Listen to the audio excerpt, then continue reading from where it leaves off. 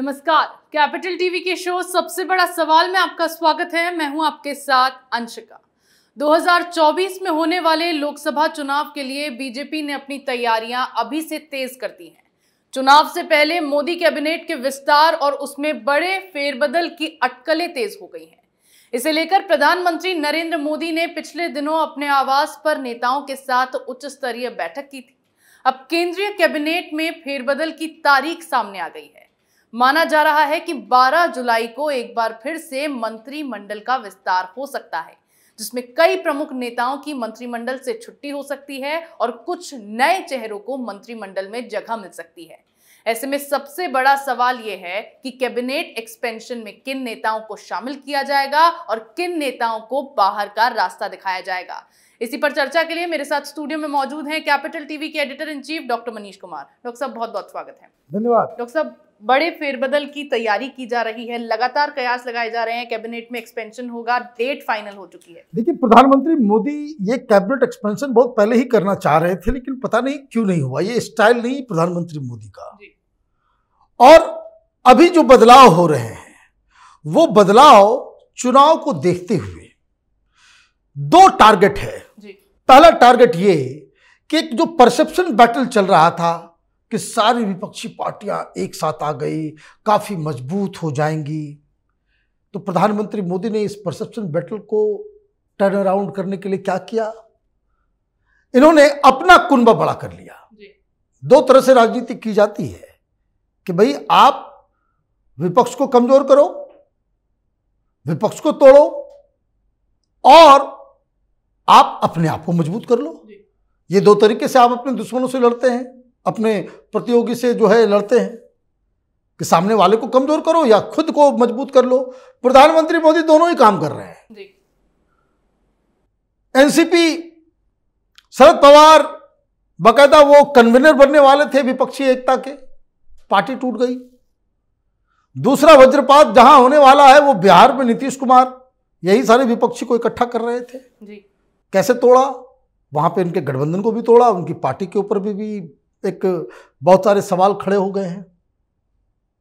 जीतन राम मांझी इधर आ गए, चिराग पासवान इधर आ रहे हैं। तो ये कुनबा बड़ा करने का तरीका क्या हो, राजनीति एक गिव एंड टेक का खेल चलता है जी। कोई आदमी प्रधानमंत्री मोदी के नाम पे नहीं आ जाएगा, कोई पार्टी का दूसरी पार्टी का लीडर या कोई दूसरी पार्टी जो है उसके सामने नहीं आ जाएगी जी। तो हो क्या रहा है, शिंदे गुट, अजित पवार गुट, चिराग पासवान, यूपी के एक दो पार्टियां, फिर अकाली दल, ये तमाम लोग जो है भारतीय जनता पार्टी के साथ गठबंधन बनाने के लिए एग्री कर चुके हैं, तो उनको वहां पे जगह भी मिलना चाहिए। तो अब जो बड़ा फेरबदल होने वाला है उसमें किन नेताओं को जगह मिल सकती है और किन की छुट्टी हो सकती है? काउंटिंग 10 की है।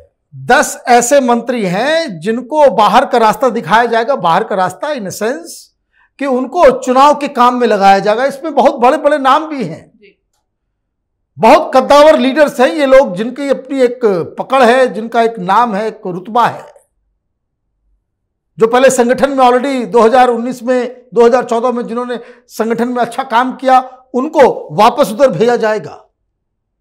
लेकिन कुछ बड़े नाम, कुछ बड़े मंत्री जिनकी चर्चा चल रही है दिल्ली में पावर सर्कल में, उसमें सबसे बड़ा नाम जो है वो निर्मला सीतारमण का है।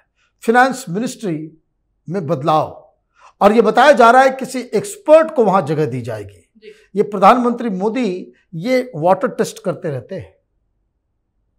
आपने देखा किस तरीके से पिछली बार सुषमा स्वराज थी विदेश मंत्री, लेकिन फिर से प्रचंड बहुमत आने के बाद प्रधानमंत्री ने क्या किया, एक एक्सपेरिमेंट किया, क्योंकि चूंकि वो बहुत ही इंपॉर्टेंट मंत्रालय है, यहां पे किसी एक्सपर्ट को बिठाओ। तो जो सुषमा स्वराज के दौरान फॉरेन सेक्रेटरी थे उनको विदेश मंत्री बना दिया।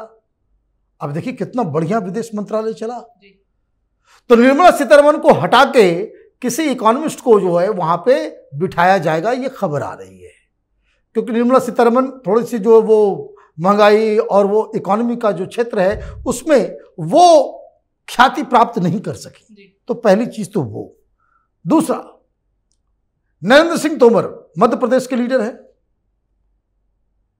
उनकी भी जो है छुट्टी होने वाली है, उनको भी शायद वापस संगठन में चुनाव के तैयारी में उनको लगाया जाएगा। जमीन से जुड़े हुए लीडर हैं, इसमें कोई डाउट नहीं है।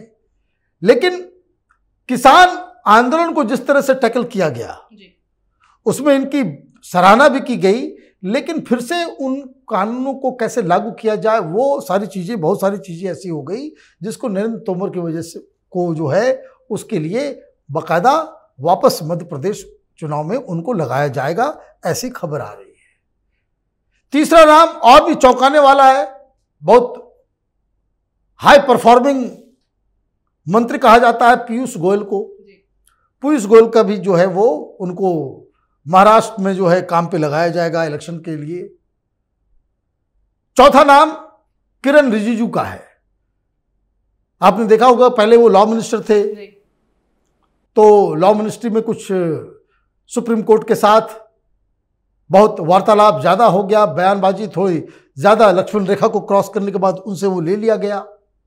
लेकिन अब ये बताया जा रहा है कि नॉर्थ ईस्ट में असम के अलावा चाहे वो अरुणाचल हो, मणिपुर हो, वो नॉर्थ ईस्ट का एक फेस है, तो उनको वहां पे भेजा जाएगा। एक और नाम है जनरल वीके सिंह का, उनको बताया जा रहा है कि उनको भी जो है, क्योंकि एज फैक्टर भी प्रधानमंत्री मोदी देखते हैं, तो शायद इनको कहीं राज्यपाल बना करके भेजा जाएगा। तो ये 5 नाम की चर्चा हो रही है जिसके बारे में लोग बता रहे हैं कि ये सब बदलाव होंगे। इसके अलावा भी कई सारे बदलाव होने वाले हैं। कुछ और बड़े विकेट जो हैं वो मंत्रालय से हटके उनको संगठन में काम दिया जाएगा। तो ये प्रधानमंत्री की स्ट्रेटजी।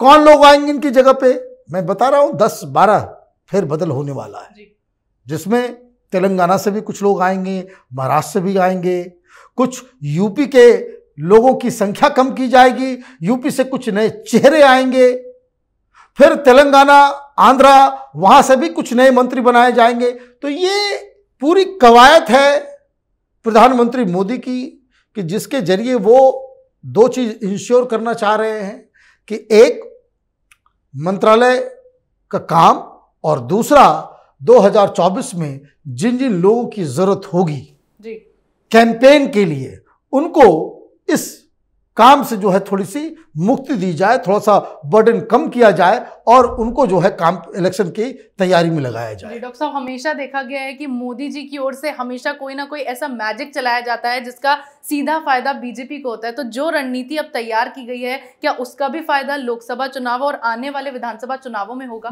देखिए, प्रधानमंत्री मोदी के बारे में अच्छा कि आपने ये सवाल कर लिया कि ये कैविएट डालना जरूरी है कि तमाम नाम जो चल भी रहे हैं, जिसके बारे में चर्चा हो रही है, वो उसके अलावा भी प्रधानमंत्री मोदी कुछ कर सकते हैं। ऐसा भी हो सकता है कि प्रधानमंत्री मोदी क्या करेंगे आखिरी वक्त में, ये इन 5 को भी मालूम नहीं होगा। मैं आपको बता दूं कि जब मंत्री पद अलॉट किया जा रहा था, चाहे 2014 हो चाहे 2019 हो, ये सारे मंत्री जो घर में बैठे हुए थे कि उनको फोन आया करता था, किसी को नहीं मालूम भाई मंत्री बनना ही है या शपथ मिलने जा रहा है या नहीं मिलने जा रहा। ये प्रधानमंत्री मोदी अकेले अपने हिसाब से तय करते हैं, क्योंकि ये मनमोहन सिंह नहीं है कि जिनको कागज थमा दिया जाए कि भाई ये लोगों का नाम पढ़ दो, इन लोगों को मंत्री बना दो। कोई सोनिया गांधी नहीं है यहाँ पे कि वो ऑर्डर चलाए और लोग जो है उसको फॉलो कर ले। और प्रधानमंत्री की दूसरी खासियत है कि चुनाव से ठीक पहले वो बड़े बड़े बदलाव कर सकते हैं। तो आप देखिए कि ये 12 तारीख की डेट बताई जा रही है कि 12 तारीख को ये सारी घोषणाएं होंगी।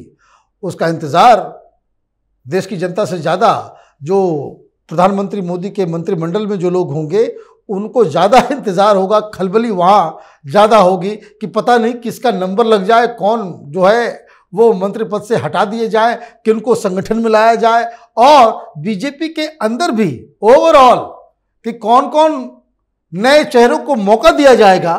तो ये कई सारी चीज़ें हैं। प्रधानमंत्री की राजनीति का अपना एक अलग एक उनके पास एक सरप्राइजिंग एलिमेंट होता है, तो बहुत ही सरप्राइजिंगली वो बड़े बड़े डिसीजन ले लेते हैं। तो अब देखिए 12 तारीख को क्या होता है। जी बिल्कुल, प्रधानमंत्री नरेंद्र मोदी ने 26 मई 2014 को पहली बार देश के प्रधानमंत्री के तौर पर शपथ ली थी, जिसके बाद से अभी तक कुल 5 बार मंत्रिमंडल का विस्तार किया गया है।